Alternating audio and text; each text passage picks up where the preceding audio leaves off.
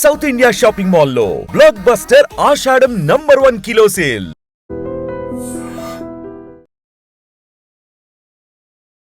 నమస్తే, welcome to I dream talking point with Kavitha.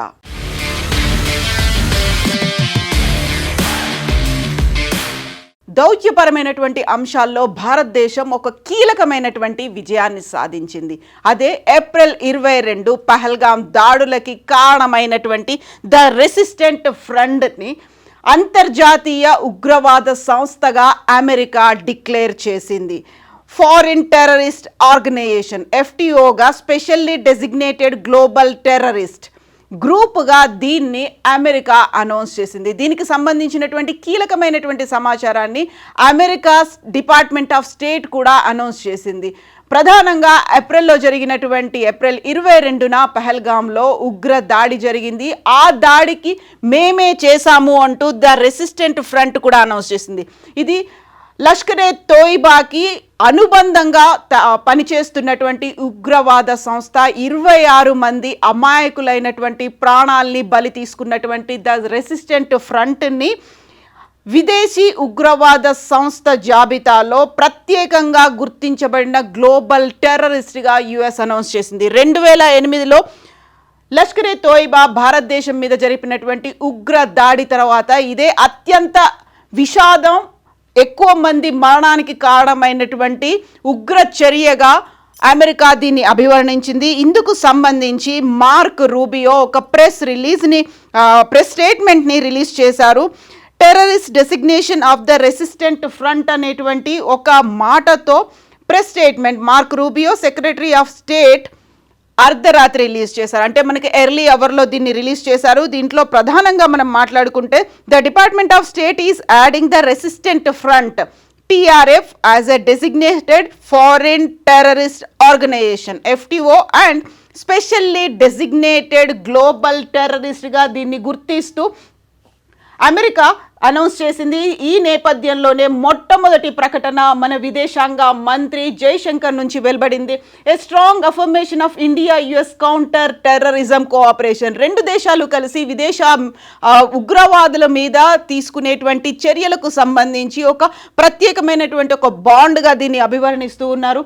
Appreciate Secretary Mark Rubio, State Department, for designating TRF a Lashkar-e-Taiba proxy as a foreign terrorist organization FTO and specially designated global terrorist SDGT.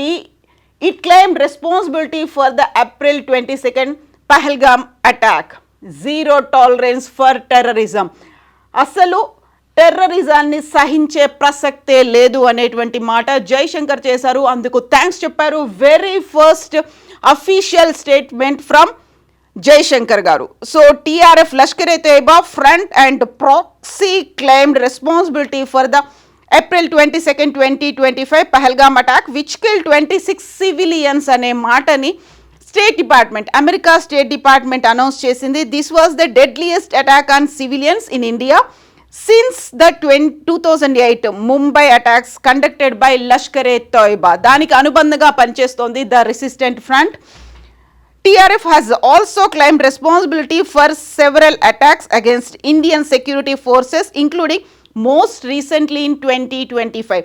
వరుసగా America ఈ విషయాన్ని అయితే చాలా పర్టికులర్గా coat చేసింది.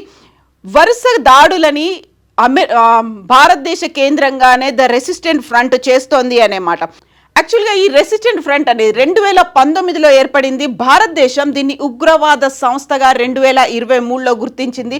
దీనికి సంబంధించి రిక్రూట్మెంట్లు అనేవి ఆన్లైన్లోను ఆఫ్లైన్లోనూ జరుగుతుంటాయి. హైబ్రిడ్ మోడ్లో ద రెసిస్టెంట్ ఫ్రంట్ తనకి అనుకూలంగా ఉన్న వాళ్ళని ఒక వాలంటీర్స్ని ఉగ్రవాదులుగా తయారు చేయడానికి హైబ్రిడ్ మెథడ్ని యూస్ చేసుకుంటుంది. వాళ్ళకి ట్రైనింగ్ ఇవ్వడం అనేది చేస్తోంది.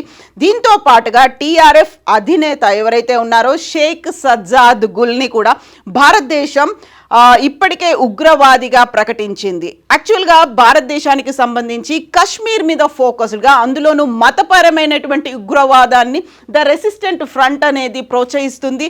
అందుకు తగ్గట్టుగా అక్కడ ఉన్నటువంటి సివిలియన్స్ ఎవరైతే ఉన్నారో వారిని తమకు తగ్గట్టుగా స్లీపర్ సెల్స్గా మార్చుకోవడంతో పాటుగా వారికి ట్రైనింగ్ ఇవ్వడం, అది కూడా హైబ్రిడ్ మోడ్లో ఇవ్వడం అనేది ద రెసిస్టెంట్ ఫ్రంట్ చేస్తోంది. అందుకే ముందు నుంచి భారతదేశం కూడా తాము ఉగ్రవాదులపై కావచ్చు, లేకపోతే అక్కడ ఉన్నటువంటి టెర్రరిస్ట్ గ్రూప్లపై చేస్తున్నటువంటి అటాక్కి విదేశీ సహకారాన్ని కూడా తీసుకుంటూ వస్తుంది. తాము ఎందుకని పాకిస్తాన్లో తలదాచుకున్నటువంటి లష్కర్ ఏ తోయిదో పాటుగా ది రెసిస్టెంట్ ఫ్రంట్ మీద అటాక్ చేస్తున్నామనే విషయాన్ని, దీనికి ప్రతీకారంగా ఏప్రిల్ 22న పహల్గాంలో ఉగ్రదాడి జరిగిన తర్వాత ఆపరేషన్ సింధూర్ని చేసింది, ప్రెసిషన్ స్ట్రైక్స్ చేసింది, పాకిస్తాన్లో ఉన్నటువంటి 9 ఉగ్రవాద స్థావరాలపై దాడులు చేసింది.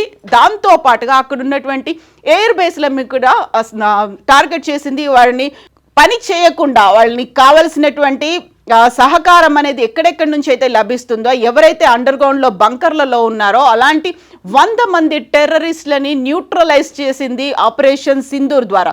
ఆపరేషన్ సింధూర్ని తాము ఎందుకు చేశాము అనే విషయాన్ని కూడా ప్రపంచ దేశాలకి వెల్లడించడానికి భారతదేశం ఆల్మోస్ట్ 33 దేశాలకి తమ ఎంపీల ప్రతినిధుల బృందాన్ని కూడా పంపించింది. అఖిల పక్షానికి చెందినటువంటి ఎంపీలందరూ కూడా అందులో ఉన్నారు.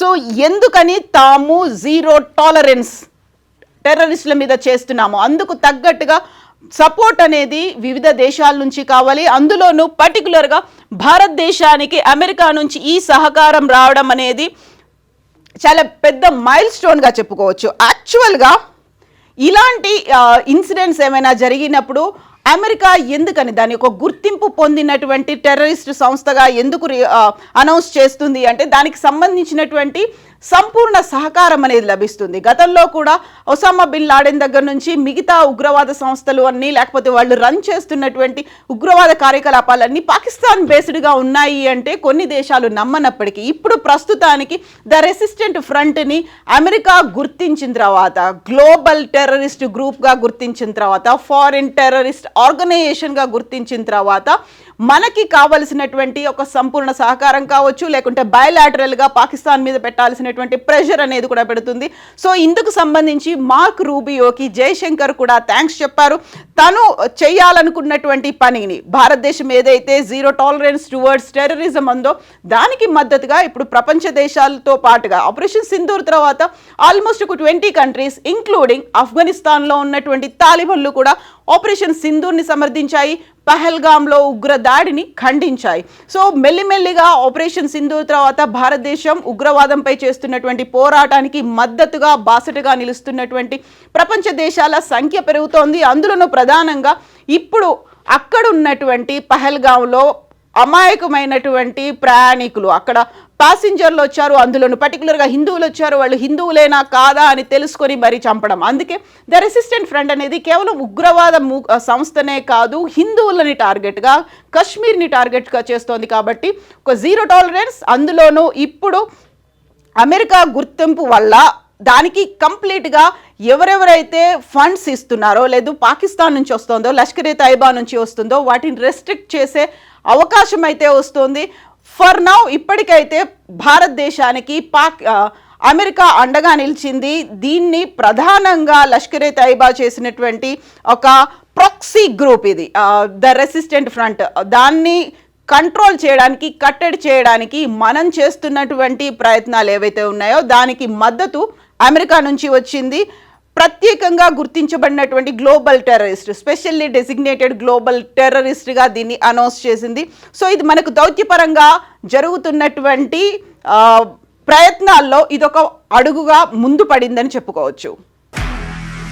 నిజంగా ప్రస్తుతం ఉన్నటువంటి సమాజం దేనికి ప్రయారిటీ ఇస్తుంది?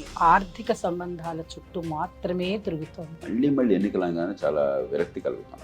మంచి అనిపిస్తుంది కదా, లేడీస్ కూడా ఛాలెంజింగ్ జాబ్స్ చేసినప్పుడు చాలా బాగుంటది. ట్రాఫిక్ అసిస్టెంట్స్ గా నియమించిన ట్రాన్స్జెండర్స్ అందరితో సాల్యూట్ చేయించుకుంటున్నారు. ఫుడ్ డెలివరీ ఇవ్వటానికి వెళ్ళినటువంటి డెలివరీ బాయ్ అనిల్ పై కళ్ళ ముందు పెళ్ళండి